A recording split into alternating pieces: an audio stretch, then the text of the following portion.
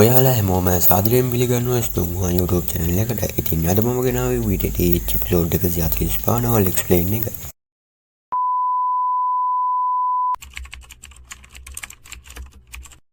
Even when you feel low, you can still go. Even when you feel slow, you can still go. Even when there's no hope, you can still go. I never answer to no, man, I still go. ඉතින් මල්නිකායේ තියෙන උත්සව විවරණත් එක්කම යුන්සිලා වශයෙන් මල්නිකායේ ප්‍රධානී තුමිය තනතුරටපත් වෙනවා. මේ උත්සව විවරුණාම ශෝයන් මල්නිකායෙන් පිටත් වෙන්නේ නැතුව යුන්සිගේ උදව් ඇතුව මල්නිකායේ තියෙන ශබ්ද කාමරයක් හොයා ගන්නවා. ඒ මොකද කිව්වොත් බෝන්චිලින් ෆ්ලේම් එකේ තියෙන ප්‍රතිරෝධීවා ඒ වෙනකොට සම්පූර්ණයෙන්ම නැති වෙලා තිබ්බා. සහ තැල්ල පිටපාදු කරන්න හොඳ වෙලාවක් නිසා. ඒ විතරක් නෙමෙයි මල්නිකාය සතුව පොළව දුරට ගන්නේ ඉන්න නිසා තැල්ල පිටපාදු කරන්න හොඳ ආරක්ෂිත ස්ථානයක් වෙන නිසා යාවලියන් ජොන් ෂෝයන් හතරෙක් නොවුනත් ඕල් ඔෆ් සෝල් එක වගේ බලවත් හතරෙක් එක සරණ කරනකොට තවත් ශක්තිය වුණ වෙනවා. ෂෝයන් දැනටමත් ඕල් ඔෆ් සෝල් එකේ නවන සහ අටවන්ටියන්සුන්ලගේ ශක්තිය දැකලා තියෙනවා. ඒ වගේ බලවත් හතරෙක් ආයි හම්බුනොත් ෂෝයන්ට ඒ සටන අනිවාර්යෙන් මුහුණ දෙන්න සිද්ධ වෙනවා. වැදගත්ම කාරණේ නම් ඒටියන්සුන්ල එක තිබදනු සටනින් පස්සේ ෂෝයන්ට ඒ වගේ සටනක දිනන්න පුළුවන් අවස්ථාව හුඟක් අඩු එකයි. යවලාව බෙන්චින් මට්ටමට ගියත් යවජන්ගේ උදව් බලාපොරොත්තු වෙන්නේ ෂෝයන්ට බෑ. ඒක නිසා ෂෝයන්ගේ ශක්තිය වැඩි දියුණු කරගන්න එක වැදගත් වෙනවා. ටික වෙලාවකින් ෂෝයන් මේ කාමරයේ තියෙන ගල්ලැඳක් උඩ වාඩි වෙලා තමන්ගේ නැති වුණු ඩූච් යථාර්ථයට පත් කරගන්නවා. ෂෝයන් කෙලින්ම දැල්ල පිටපාදු කළේ නැත්තේ යාවලියන් ජුන් එක්ක තිබ්බ තරණේදී නිර්මාණය කරපු ඇනිමේෂන් ෆයිල් ලෝටස් එකට හුඟක් ඩූජි පාවිච්චි වුණ නිසායි. දැල්ලක් පිටපාදු කරන්න ගලේසි දෙයක් නෙමෙයි. ඒක නිසා පිටපාදු කරන්න කලින් පෙර සූදානමක් තියෙන එක දැල්ල සාර්ථකව පිටපාදු කරගන්න පුළුවන් වෙන හේතුවක් වෙනවා. ඉතින් පැය භාගයක් විතර ගියා ෂෝයන්ට ඩූචි ටික යථාර්ථයට පත් කරගන්න. ඉතින් තමන්ගේ ඇස්සෙන් ෂෝයන්ගේ ඇස්වලින් ඝන සුදු දැල්ලක් පිගෙන ගන්නවා. ඒත් එක්කම ෂෝයන් දැල්ල පිටපාදු කරන පටන් ගන්නවා. ඉතින් තමන්ගේ අතින් මුද්‍රාවක් හදලා ෂෝයන් ඇස් දෙක පියා ගන්නවා. ඒත් එක්කම මුළු කාමරය ඇතුලේ උෂ්ණත්වය ඉහළට පටන් ගන්නවා. බෝන්චින් ෆ්‍රේම් එක ගිලලා වැඩක් නැති වුණොත් ඒකින් ෂෝයන්ගේ ශක්තිය වැඩි කරගන්න පුළුවන් වෙනවා. ඩී ග්ලාස් එකකට පරිවර්තන වුණු ෆ්‍රේම් එක මන්සයක මේ දෙල්ල ගිලලා ඩියන් ග්ලාස් විදිහට පරිවර්තන කරන්න පුළුවන් වෙයි කියලා කියන. ඉතින් ටික වෙලාවක් ගියාම කාමරයට අවකාශය විකෘති වෙලා යනවා සහ ෂෝයන්ගේ ශරීරයෙන් අධික උෂ්ණත්වයක් සහිත තරංග පිට වෙන පටන් ගන්නවා. ඒත් එක්කම කාමරයේ උෂ්ණත්වය වැඩි වෙන්න පටන් ගත්තා. ෂෝයන්ට තමන්ගේ පිරිත වෙන මේ අසාමාන්‍ය ක්‍රියාකාරීත්වය දැනුනේ නැහැ. ඔහු තමන්ගේ මනසට ස්වර්ගය දැල්ල එක බද්ධ කරන ගමන් හිටියේ. ෂෝයන් කලින් වර එකතුණු ගිනි දැල් පිරිපාදු කරලා තිබ්බ නිසා බෝන්චින් ෆ්ලේම් එක පිරිපාදු කරන එක අනිත් ගිනි දැල් එක්ක එක බද්ධ කරන එක අමාරු දෙයක් වුණේ නැහැ. මේ කාලය ඇතුළත කිසිම අනපේක්ෂිත දෙයක් වුණේ නැත්නම් ෂෝයන්ට මාසයක් ඇතුළත බෝන්චින් ෆ්ලේම් එක සාර්ථකව පිරිපාදු කරන්න පුළුවන් වෙයි කියලා විශ්වාසයක් තිබ්බා. සාමාන්‍යයෙන් මිනිසෙක්ට එක ස්වර්ගය දැල්ලක් කියන්නේ වටින දෙයක් වෙනවා. ඒක දැල්ල හොයාගන්න එකත් අමාරු දෙයක් වගේම වටින ගිනි දැල් හතරක්ම ෂෝයන් ගාව දිනනවා කියලා දැනගත්තොත් ඒක ෂෝයන්ට ලොකු ප්‍රශ්නයකට මුහුණ දෙන්න හේතුවක් වෙනවා. මේ වගේ ගිනි දැල් හතරක්ම එක ශරීරයක තියාගන්න කවුරුත් දෙදෙල වෙන්නේ නැහැ. මොකද ගිනි දැල් හතරක් එක ශරීරයක තියාගන්නවා කියන්නේ බඩ ඇතුළට බෝම්බ දා ගන්නවා වගේ වැඩක් නිසා. ඒ වගේ භයානක දෙයක් කරන එක සියදින නසා ගන්නවා වගේ වැඩක්. ඒ ෂෝයන් ගාව ෆ්ලේම් මන්ත්‍රක තියෙන නිසා ඒ වගේ භයානක තත්ත්වයකට ෂෝයන්ට මුහුණ දෙන්න ඕනේ උනේ නැහැ. ඒ නිසාම ෂෝයන් බලවත් වෙන්න මේක හේතුවක් වුණා. ඉතින් ඕමෝම ෂෝයන්ගේ ඒකාබද්ධ කරන වැඩේ සාර්ථකව යනකොට කාමරයේ උෂ්ණත්වය තව තවත් වැඩි වෙන පටන් ගත්තා. මේ වගේ අධික උෂ්ණත්වයකට සාමාන්‍ය ඩූසුන් කෙනෙක්ට උනත් මුහුණ දෙන්න පුළුවන් කමක් නැහැ. මේ ශක්තියට පුළුවන් කෙනෙක්ගේ ඩූචි ප්‍රචණ්ඩකාරී තත්ත්වයකට පත් කරන්න. බෝන්චින් ෆ්ලේම් එක අනිත් ගිනි දැල් තුනත් එක්ක ඒකාබද්ධ වෙනවත් එක්කම විශාල ඩූජි ප්‍රමාණයක් ෂෝයන්ගේ සිරුරට ඇතුල් වෙන්න පටන් ගන්නවා. ඒත් එක්කම ෂෝයන්ගේ ප්‍රභාව ටිකෙන් ටික හෙලෙන්න පටන් ගන්නවා. ඕම මාස භාගයක් විතර ගෙවිලා යනවා සහ කාමරයේ උෂ්ණත්වය භයානක මට්ටමකට ළඟා වෙලා තිබ්බා. ඉතින් මේ කාලය තුළ ෂෝයන් ස්ථානයේ මුද්‍රා දීලා තිබ්බා. මේ හේතුව නිසාම අවකාශය ටිකෙන් ටික විකෘති වෙන්න පටන් ගන්නවා. මේ කාමරයේ උෂ්ණත්වය කොච්චර කිව්වොත් කාමරයේ තියෙන පුටු සහ ඉන්න ගල්ලඳ දියවෙන්න පටන් ගත්තා. ඒත් කාමරයේ තියෙන ගල්ලඳ මැද හිටි ෂෝයන්ගේ නම් බැරි කියලා කිසිම සලකුණක් පේන්න තිබ්බේ නැහැ. ෂෝයන් නෝම ගල් බිමයක ඉන්නකොට තව දවස් 10ක් විතර ගෙවිලා යනවා. ඉතින් මල්නිකායේ තියෙන ගල් මණ්ඩපයකට වෙලා ඉන්න කාන්තාවන් තුන්දෙනෙක් අපිට පෙන්නනවා. මෙතන ඉන්න නාලන් කියනවා මාසයක් වෙනවා ඒ ෂෝයන් තාම එළියට ආවේ නැත්තේ. මේකට උත්තර දෙන යෝන්සි කියනවා කලබල වෙන්න එපා. මොකද ෂෝයන්ගේ ශක්තිය එක්ක බලනකොට ඔහුට මුකුත් වෙන්නේ නැහැ. යුන්ෂේම කිව්වොත් ෂෝයන් කාමරයට ඇතුළු වෙන දවසේ ඉඳන් මාදි උෂ්ණත්වය පිටුන පටන් ගන්නවා. ඒක නිසා එතන ගිනි කන්දක් වගේ මේ හේතුව යුන්ෂිව කනස්සලටපත් කරනවා. මේ උද්‍යාන ප්‍රේක්ෂක වෙනසක් මල්නිකායේ හිටියන්ව පවා කනසලට පත් කරන්න හේතු වෙනවා. මොකද කිව්වා ෂෝයන්ගේ ගින්නලුම ශක්තිය උන් දැනටමත් දැනගෙන හිටියා. ඔවුන් බය වුණේ ෂෝයන්ගේ බලය නිසා ඔහු මල්නිකාය විනාශ කරලා නැයිද කියලා. මේ කාලයේදී වුණ දේවල් නිසා මල්නිකායේ වැඩි හිටියන්ගේ කනසල නැති කරන්න යුන්සිංගක් දේවල් කළා. ඒත් පළවෙනි වෙඩිමහල්ලා පවා ෂෝයන්ගේ මේ තත්ත්වයට ක්‍රියාමාර්ගයක් ගන්න බලාගෙන හිටියේ. අනිත් අය එක්ක බලනකොට චූලින් නම් මේ තත්ත්වයේදී කලබල වුණේ නැහැ. මොකද දැනකට හිටියා ෂෝයන්ගේ වර්තමාන ශක්තිය ගැන. ඉතින් මේ වෙලාවේ ෂෝයන් ඉන්න කාමරයෙන් ලොකු ශක්තියක් නිදහස් වෙනවා කියලා හැමෝටම දැනෙන්න පටන් ගන්නවා. යුන්සි කියනවා ෂෝයන් ඇහැරෙන්න යන්නේ කියලා. තමන්ගේ කකුල පොළවේ ගාලා ආහත දිගට යනවා. චූලින් සහ නාලයන් යුන්සිගේ පස්සෙන් ආහතට යනවා. ඉතින් ෂෝයන් ඉන්න කාමරේ වල ගෙඩලා යනවත් එක්කම හැමතැනටම උෂ්ණත්වය පැතිරෙන්න පටන් ගන්නවා. ෂෝයන්ගේ ශරීරයෙන් බලවත් ප්‍රභාවයක් නිදහස් වෙලා යනවා. මේ වෙලාවේදී මල්ලිකායි හැමෝම බලාගෙන ඉන්නවා. ප්‍රධාන වැඩිහිටියන්ලා කියනවා මේ මාසය ඇතුළත ෂෝයන්ගේ ප්‍රභාව මෙච්චර බලවත් වුණේ කොහොමද? මේ ප්‍රභාව තරු 4 දූසුන් කෙනෙක්ගේ ශක්තියට සමානයි. මේ තරුණයා විශේෂ පිළිලයක්වත් ගිරලා මෙච්චර බලවත් වුණේ. ෂෝයන්ගේ මේ වර්ධනය ඇත්තටම බිය ගන්නවා. සාමාන්‍ය තරු දෙකක් වැඩි කරගන්නා නම් කෙනෙක්ට අවුරුදු 10ක් විතර යනවා. ඒත් මේ තරුණයා මාසයක් ඇතුළත තරු දෙකක් වැඩි කරගෙන තිනවා. ඇත්තටම ඌ යාවුචින්ගේ ගෝලයක් වෙන සිදුතුයි. ඉතින් ආශය ගොරවන ගතිය නැති වෙලා යනවත් එක්ක මාතුරු වල උකුළු වාසිය පේන්නේ තිබුණා. මේ වුණ දේ දැකලා හැමෝම පුදු වෙනවා. ප්‍රධාන වෙඩිහිටියා කියනවා මේ ටියන් ක්ලාස් චික්‍රමයක උපතද? ඔයාලට මේ ගැන කිව්වොත් මේ වගේ අසමාන විදිහට ආසනස් වෙන ප්‍රධාන හේතු තුනක් තියෙනවා. පළවෙනි හේතුව නම් මත්තන මට්ටමේ හරිය ඊට වඩා වැඩි මට්ටමක බිල්ලක් නිර්මාණය කරනකොට බිල් ලයිටින් ඇති වෙනවා. දෙවෙනි හේතුව පුද්ගලයෙක් තමන්ගේ බලය උපරිමයට නගා වුණා. මේ කියන්නේ රුඩිය වගේ බලවත් මට්ටමකට ආවම. හැබැයි මේ වගේ බලවත් මම ගැන කටකතාව විතරයි තියෙන්නේ. ඒ වගේ වෙලාවකදී ආස වෙනස් වෙලා යනවා.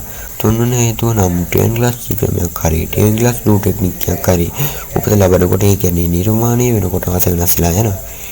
ඉතින් ප්‍රධාන වැඩිහිටියා කියනවා පළවෙනි හේතුව දෙවෙනි හේතුව අයින් කළාම අන්තිම හේතුව විතර වෙන්නේ. ඒ කියන්නේ මේ තරුණයා තමන්ගේම ට්‍රේන් ක්ලාස් ක්‍රමයක් හරි ට්‍රේන් ක්ලාස් ඩූ ටෙක්නික් එකක් හරි නිර්මාණය කරලාද ෂෝයන්ගෙන මතක කරමු මේ බැංකින් බන්දියට ළඟ වුණ යාවජෙන්ට පවා මේ මට්ටමේ බලවත් තාක්ෂණයක් නැහැ. මේ වර්තමාන තත්ත්වයේ පිළිගන්න අපහසු වුණත් ඒක පිළිගන්න වෙනවා. පැරණි පරම්පරාව එක්ක බලනකොට තරුණ පරම්පරාව හුඟක් ඉස්සරහින් ඉන්නවා. මාවැනි පැරණි පරම්පරාවේ අය තරුණ පරම්පරාව එක්ක සතදෙනකොට වයසක අපිට දැනෙන්නේ ලැජ්ජාවක්. ඔහු යාවජෙන් විසින් ගෝලයක් ලෙස පිළිගැනීම පුදුමයක් නෙවෙයි. ඒ වෙන දක්ෂතාවයක් හුඟක් දුර්ලභ වෙනවා. මේ වෙනදී දැක්කම ඒගේ හදවත ෂෝයන්ගේ උසස් විදිහට හිතන්න හේතුවක් වුණා. දෝතුන්තර දෙකක් තිබ්බා. ජවලියන් ජුන්ගේ බලවත් කෙනෙක් අපරක් දූ නිසා ඒ හුඟක් පුදුම වුණා. ජවලියන් ජුන් ගැඹුරු අංකාශනිකායි කෙනෙක් නොවේ නම් ඔහු එදා ෂෝයන් අතින් මැරෙන්න උන පවා පුළුවන්. අතීතයේදී යාවජින් නිසා ෂෝයන්ගේ උසස් විදිහට හිතුවත් වර්තමානයේ තත්ත්ව වෙනකොට ඒ සම්පූර්ණයෙන්ම වෙනස් වෙලා තියෙනවා. තමන්ගේම ටෙන් ක්ලාස් ක්‍රමයක් හරි ටෙන් ක්ලාස් ඩූ ටෙක්නික් එකක් හරි නිර්මාණය කරපු නිසා ෂෝයන් ගැන උසස් විදිහට හිතන්න හේතුවක් වුණා. මේ වගේ දක්ෂතාවයක් තමාට පවසම කරන්න බැරි බව ඇය දැනගෙන හිටියා. ෂෝයන් සහ යුන්සි අතර තියෙන මේ සම්බන්ධය මල්ලිකාට වැදගත් එකක් වෙනවා.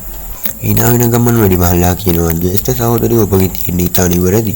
ඉතින් ෂෝයන් ඉන්න කාමරයෙන් ලොකු ශක්තියක් ආසරට යන්න පටන් ගන්නවා. ඒත් එක්ක මේ අතරින් ෂෝයන් මතුවෙන ආසිතීන වෙනස දක්වම ෂෝයන් පවා පුදුම වෙනවා. ඉතින් ෂෝයන්ගේ නළලෙන් ආධ්‍යාත්මික රැල්ලක් වටේටම වේදෙන පටන් ගන්නවා. ඒත් එක්කම මල්ලිකාවේ තියෙන අඳුර නැති වෙලා යනවා සහ මල් මුදින්නට වෙලා තියෙන මල්ලිකාට ආයි හිරවලිය වැටෙන්න පටන් ගන්නවා. මේ වෙලාවේ තමන්ගේ අත දිහා බලන් ඉන්න ෂෝයන්ට දැන් මතක් වෙලා කියනවා ඒ ඇත්තටම ටිකෙන් ක්ලාස් ක්‍රමයක් බවට පත් වුණාද? ඉතින් තමන්ගේ ස්පියා ගත්තාම ෂෝයන් මනස ඇතුළට ඇතුල් වෙනවා. ඒත් එක්කම ප්‍රේම මන්ත්‍රයේ බලපෑම නිසා අටිදාසකාරය තුළ තියෙන ස්වාභාවික ශක්තිය තීව්‍ර වේලාවකින් ෂෝයන්ගේ ශරීරයට ඇතුල් වෙන පටන් ගන්නවා. ෂෝයන්ගේ ශරීරයට එන මේ අපේසු ශක්තිය tie ස්වර්ගයෙන් දැරළ බලපෑම නිසා පිණිතුරු වෙන්න පටන් ගන්නවා.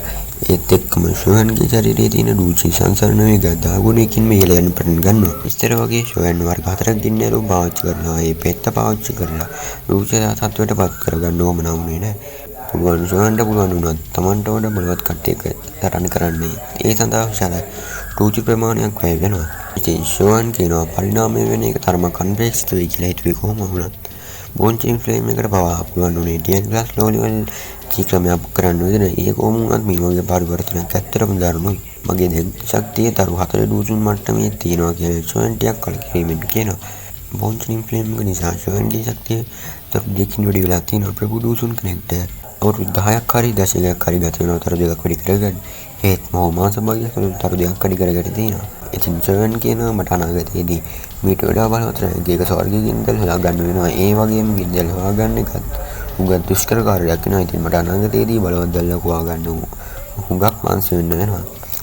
මගේ දැන් ශක්තිය එක්ක බලනකොට මට පුළුවන්කමක් තියෙනවා යවල් ලියන් දුන්න කලින්ට වඩා ලේසින් මගේ ස්කයිප් මිස්ටරි එක්ස්චේන්ජ් එක පාවිච්චි කරලා පරද්දන්න. ඔවුලෝසෝලගේ නවන්ටියන් තුන්ක පවසරණ කරන්න තරම් ශක්තියක් දැන් මට තියෙනවා. සනසුසුමක් එන්න ගුවන් සොයන් කියනවා මම දැන්ටම නවන්ටියන් තුන් සහ අටවන්ටියන් තුන්ලගේ ශක්තිය දැකලා තියෙනවා. මේ බර කල්පනාවක් ඉන්න සොයන් කාට එන යුන්සි කණ්ඩ ලං වෙලා කියනවා ඔයා තව කොච්චරලා සීන දකින්නවද මේ කටන්න යන යුන්සොයන් පියවිදි යඩෙනවා. ඇවිත් තමන් ඉස්සරහින් යුන්සි ගැතින් අල්ල ගන්න ගාන පොඩි නමක් දානවා. සොයන් ප්‍රසිද්ධියේ මේ විදිහට හැසිරෙනවා දැක්කම යුන්සි ලැජ්ජාවෙන් කියනවා ඔයා තක්කඩියෙක් වගේ හැසිරෙන්න වැඩ කරන්න එපා. යුන්සි ලැජ්ජාශීලී වදින යන සොයන් ටිකක් ඉස්සරහ යනවා. ඊට පස්සේ සොයන් යුන්සිට කියනවා ඔයා වගේ ශරීරයේ තියෙන ග්‍රැනි කොට ඇති රුචි මුද්‍රාව බඳින්නේ මම උදව් කරන්නම්. සොයන් කීමේ වචන වුණ යුන්සි සොයන් දැසෙන් බල්ලා ටිකකින් තමන්ගේ අර දුරුර කරනවා. මේ වුණ දෙයට සොයන් ටිකක් උදර සරණ වෙනවා. සොයන් තමන්ගේ අත යුන්සිගේ උඩින් තියලා තමන්ගේ ආත්මය ශක්තිය යුන්සි ශරීරයට තුරු කරන්න පටන් ගත්තා. යුන්සි ටිකක් ලැජ්ජාවෙන් කියනවා මල්නිකායේ සමාජිකයන් ඉන්නවා. මේ වගේ පොදු ස්ථානික මෙහෙම ඉන්නකොට මොනවා හිතයි මේ රුචි මුද්‍රාව දැක්ක සොයන් ටිකක් උදර කම්පනට පත් වෙනවා. ඉතින් සොයන්ට මතක් වෙනවා නාලන් කියපු දේ. ඒලාවෙන් නාලන් සොයන්ට කියනවා ගුරුතුමෝ මේ කිව්ව විදියට ග්‍රැනි හොවට තියෙන්නේ තරු 8ක් කරේ තරු 9ක හරේ ඩූසුන් කෙනෙක්ගේ ඒකේ ජීවිත කාලයම එකතු කරපු රුචි ගුරුතුමියගේ ශරීරයේ මුද්‍රා තිබුණා. මේ මතක් වුණ දේ ගැන කල්පනා කරන සොයන් හිතනවා යුන්සිගේ ශරීරයේ රුචි මුද්‍රාව තියලා රුචි මුද්‍රා තියලා තියෙන්නේ බලවත් මුද්‍රාව පාවිච්චි කරලා එම් බලනකොට යුන්සිට වර්තමාන ශක්තිය එක්ක ඇඩපුණු කමක් නැහැ. මේ මුද්‍රාව බෙදලා දාන්න නිසා ඔක්කොම රුචි පිටපදු කරන්න. සොයන් අතාරින ගමන් යුන්සිට කියනවා ග්‍රැනි හොව රුචි දෙක මුද්‍රා තියන්න පාවිච්චි කරලා තියෙන්නේ බලවත් මුද්‍රාව. මේ වෙලාවේ යුන්සි කියනවා මුද්‍රාවක බලවත් කියන එක අපි දෙන්නම දන්නවා. මගේ වර්තමාන ශක්තිය එක්ක පොරොන්ට පුළුවන් කමක් නෑ මුද්‍රාව බඳිලා දාන්න. හැබැයි මුද්‍රාවෙන් පිට වෙන රුචි ටික පිටපාදු කරන්න පුළුවන්. අතීතයේ මගේ පුහුණු වේගය එක්ක බලනකොට දැන් මගේ පුහුණු වේගය හුඟක් දුරට වැඩි වෙලා තියෙනවා. සොයන් කියනවා පුළුවන් ඉක්මනින් රුචි ටික පිටපාදු කරන එක ආරක්ෂිතයි. ඔයා මේ වගේ මුද්‍රාවක් ඉවත් කරන්න බලවත් පුත්‍රයෙක්ගේ උදව් උගන්න ගියොත් රුචි වලට තියෙන කැදරකම නිසා ඔයාගේ ජීවිතේට උනත් හානියක් වෙන්න පුළුවන්. තරු 8ක හෝ 9ක බලයක් තියෙන ඩූසුන් කෙනෙක් විසින් ඉතරලා ගිය ඩූජිරි කියන්නේ කතකට සිත්ද ගන්නා සුළු නිදානයක් නිසා. මේ වටේ යන යුන්සි උළුවන්නේ සොයන්ගේ කතාවට එකග වෙනවා. ඇය උදින්ම දැනගෙන හිටියා සොයන්ට බොරු කියන්නේ නෑ කියලා. සොයන් යුන්සිගේ මුද්‍රා කරලා කියනවා සංසුන් වෙන මුද්‍රාවේ ප්‍රශ්නේ මට බාර දෙන්න. මම මාල්නිකායෙන් එන්න කරේ මේ ප්‍රශ්නේ විසඳන්න. නැත්නම් මට සෑල්ලුවෙන් ඉන්න බැරි වෙයි කියලා පොඩි හිනාවක් දානවා. තවන් ඉස්සරහ හිනාවෙන තරුණයා දිහා බලන් යුන්සි කියනවා තමන් කෙනෙක් හොයලා බලන්න කෙනෙක් ඉන්න එක ඇත්තටම හොඳ දෙයක්. මේ කරන උදාහරණයට යුන්සි සොයන්ට ස්තුති කරනවා. මාල්නිකාය ඇතුලේ වුණ මේ කාලවලට සොයන්ට අතර දුක් වුණා. ප්‍රධාන වැඩි හිටියා කියන සමාවෙලා නුඹනා වුණා. සොයන් සපෝලින් ස්ටැප් වෙන්න එකත් එක්ක මිතුරු වෙන්න තියෙන උමනාව නිසා මේ කාරණේ ලොකෝට හිතන්නේ නැහැ. ඉතින් ටික වෙලාවකට පස්සේ සොයන් යුන්සි සුදු රෝස පාට කාමරයකට ඇතුල් වෙනවා. මේ වෙලාවේ සොයන් යුන්සිට කියනවා මම වගේ ශරීරයේ තියෙන මුද්‍රාව ඉවත් කරන්නයි හදන්නේ. මේ අවස්ථාවේදී වඩා වේදනාවක් දැනෙන්න පුළුවන්. ඔයා ඒ වේදනාව දරාගෙන ඉන්න ඕනේ. මේකට යුන්සි එකක වෙනවා. සොයන් තමන්ගේ මනස නනවාසිය තුළ එන් කරලා වැඩි ටිකක් අවධානය දෙන්න පටන් ගත්තා. තමන්ගේ ඇඟිලි තද කරනවත් එක්කම දම්දුමුරුත් පාට ගිනිදැල්ලක් පේන්න පටන් ගත්තා. මේ බෝන්ජින් ෆ්ලේම් එකත් එකතු කරලා නිර්මාණය කරපු ඒකාබද්ධ ස්වර්ගයේ ගිනිදැල්ල කලින් තිබ්බට වඩා පාට සාබරේ හුඟක් වැඩි වෙලා තිබුණා. ඒ වගේම අධික තාපයක් සාසීතලද තිබුණා. සොයන් දෙල්ලේ උෂ්ණත්වය අඩු කරලා මුද්‍රාව බෙදින්න ලැස්ති වුණා. සොයන් යුන්සිට කියනවා ඔයා අවධානය දෙන්න ඔයාගේ නාරවල ආරක්ෂා කරගන්න. මම මුද්‍රාව කඩන්නයි හදන්නේ.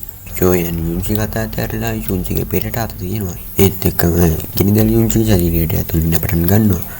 ඒත් එක්කම ගිනිදැල් මුද්‍රාව තියෙන තැනට ළඟා වෙලා මුද්‍රාවට බාර දෙනවා. මේ වෙලාවේ ඇති වෙන වේදනාව යුන්සිට ටිකක් දරා ගන්න අමාරු දෙයක් වුණා. මේ වෙන දින එක්කම සොයන් ටිකක් උතර කලබල වෙනවා. මොකද මුද්‍රාව සොයන් හිතුවටත් වඩා බලවත් වුණා වගේම වර්තමාන ශක්තිය එක්ක මුද්‍රාව දින පුළුවන්කමක් තිබෙන්නේ නැහැ. හදිස්සියේ හරි සම්පූර්ණයෙන්ම මුද්‍රාව විනාශ වුණොත් එයින් පිට වෙන බලවත් රුචි නිසා යුන්සිගේ ශරීරය විනාශ වෙන්න පුළුවන් වුණා. දිගටම ගිනිදැල් යුන්සිගේ ශරීරයේ තියෙන මුද්‍රාවට බාර දෙන්න පටන් ගත්තා. ඕම ටික වෙලාවකට පස්සේ මුද්‍රාවට කොච්චර බාර දුන්නත් කිසි ප්‍රයෝජනයක් වුණේ නැහැ. ටික වෙලාවකට පස්සේ සොයන්ට දැනෙන්න පටන් ගන්නවා මුද්‍රාව තියෙන හරියෙන් වෙනසක්. ඒත් එක්කම ගිනිදැල් යුන්ෂගේ ශරීරයේ තියෙන මුද්‍රාවට බලවත් විදිහට පාර දෙන්න පටන් ගන්නවා.